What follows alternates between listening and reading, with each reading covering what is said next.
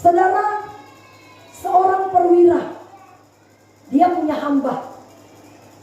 Satu ketika saudara, hambanya ini sedang sakit. Kata Alkitab, hambanya ini sangat dihargainya.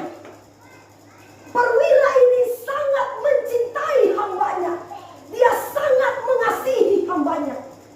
Timbul pertanyaan, kenapa perwira ini bisa mencintai hambanya? Saudara, kalau hambanya ini pemberontak, suka melawan, tidak mungkin perwira ini bisa mengasihi dia. Betul nggak? Betul nggak? Saudara, justru karena si hambanya ini adalah hamba yang taat, hamba yang setia, hamba yang penurut, hamba yang luar biasa, melakukan apa saja yang diperintahkan oleh perwira. Makanya ketika dia sakit, perwira ini sanggup melakukan apa saja untuk kesembuhan hambanya. Saya kasih contoh. Misalnya saya bos, saya punya anak buah yang penurut.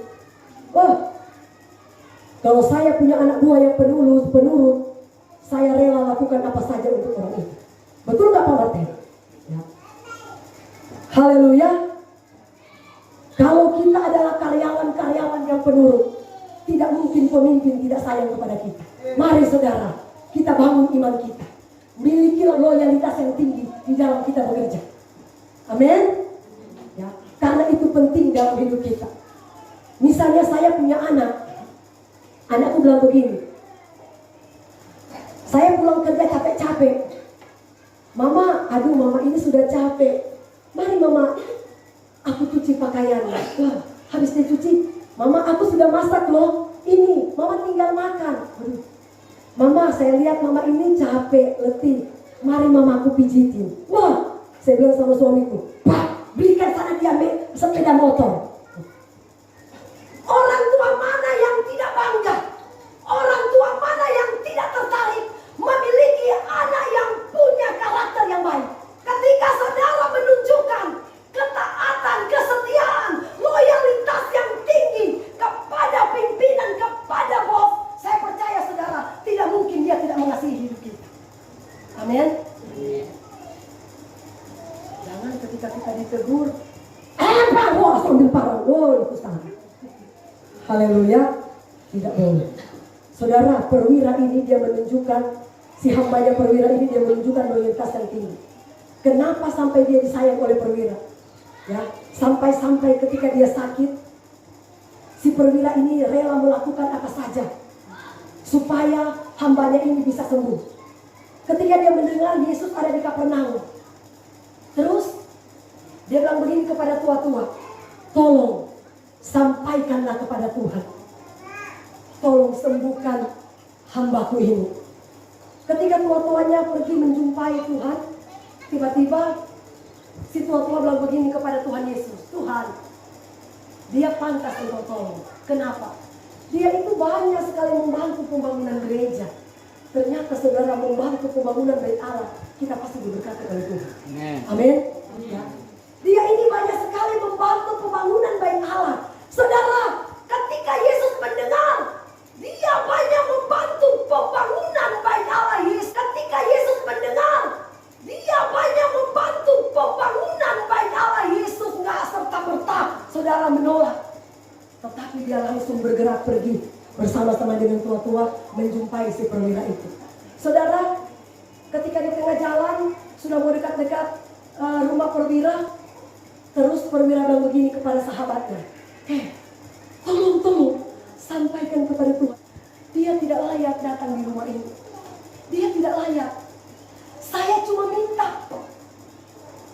ketika dia mengatakan sepatah kata aja, cuma sepatah kata aja aku minta, saya yakin hambaku itu akan sembuh. Saudara, sekarang saya tanya, apakah firman ini perkataan Allah atau tidak? Pak Martin, perkataan Allah atau tidak? Saudara, kalau saudara datang di gereja, saudara aja tidak percaya dengan firman Tuhan yang disampaikan, bagaimana Tuhan akan bereaksi dengan kita? Haleluya. Ketika hamba Tuhan menyampaikan firman Allah, firman ini adalah perkataan Allah yang mengandung kuasa.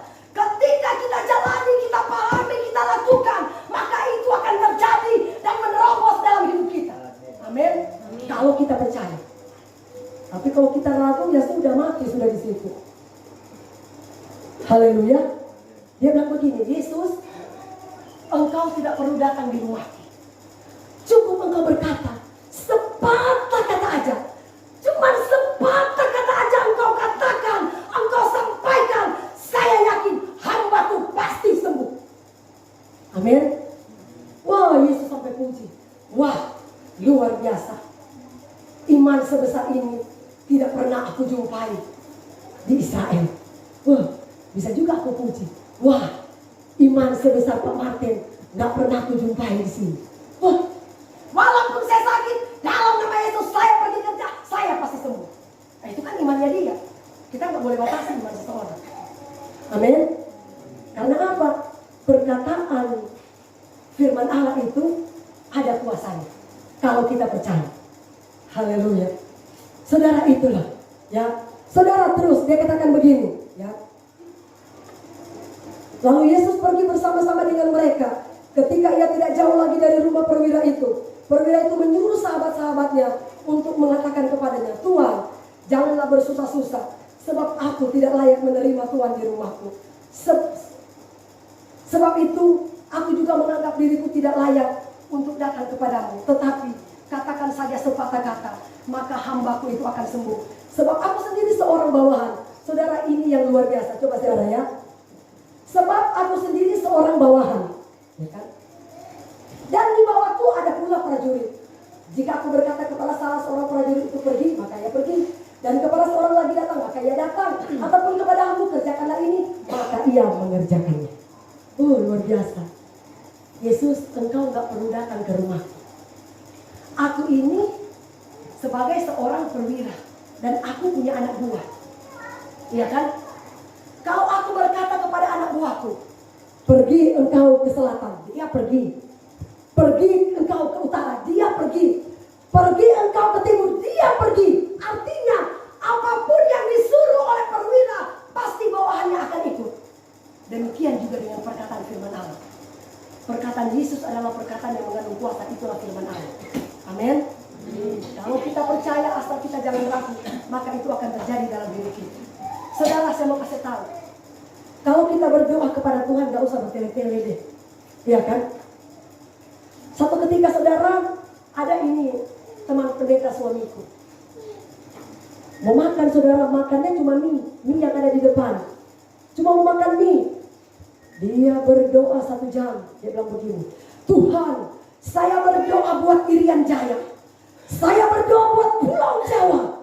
Wow, semua pulau dia sebut sampai 1 jam. Akhirnya sudah kelaparan. Suamiku teman yang lain sudah bosan, dia bilang makan saja, biar aja dia berdoa di sini. Makan, saudara. Coba buka dulu ayatnya sih, kalau tidak percaya ya. Matius 6 ayatnya yang ke-7. Tapi pula dalam doamu itu, janganlah kamu bertele-tele seperti kebiasaan orang yang tidak mengenal Allah. Mereka menyangka karena banyaknya kata-kata doanya dikabulkan. Saudara, Tuhan tidak melihat kata-kata kita. Gak ada Tuhan lihat kata-kata kita. Yang dia lihat ketulusan hati kita datang kepada Tuhan. Amin. Amin. Walaupun mungkin kita gak tahu berdoa, tapi kalau hati kita tulus datang kepada Tuhan, maka doa kita akan dikabulkan. Tuhan bilang, Tuhan sudah tahu kebutuhan kita. Tuhan sudah tahu keperluan kita. Jadi gak usah bertele-tele. Apa aja yang kita doakan, ungkapkan isi hati kita di hadapan Allah. Amin. Satu lagi saudara, berdoa. Kesaksian ini seorang hamba Tuhan ya. Dia berdoa begini katanya. Ini cuma berdoa makan juga. Tapi dia doa makan saudara, dia katakan begini. Tuhan Yesus pencipta langit dan bumi. Saya berdoa planet Jupiter, buat planet bumi. Aduh, semua planet-planet satu persatu dia sudah doakan. Luar biasa, karena itu memang Alkitab yang ajar ya. Berdoalah dengan segenap hati, walaupun mungkin kita tidak tahu berkata-kata. Karena firman Tuhan bilang, doa itu gak dilihat dari kata-kata, dari ketulusan hati. Walaupun kita gak tahu berdoa, tapi karena ketulusan hati kita datang kepada Tuhan, maka itu yang didengar oleh Tuhan. Amin.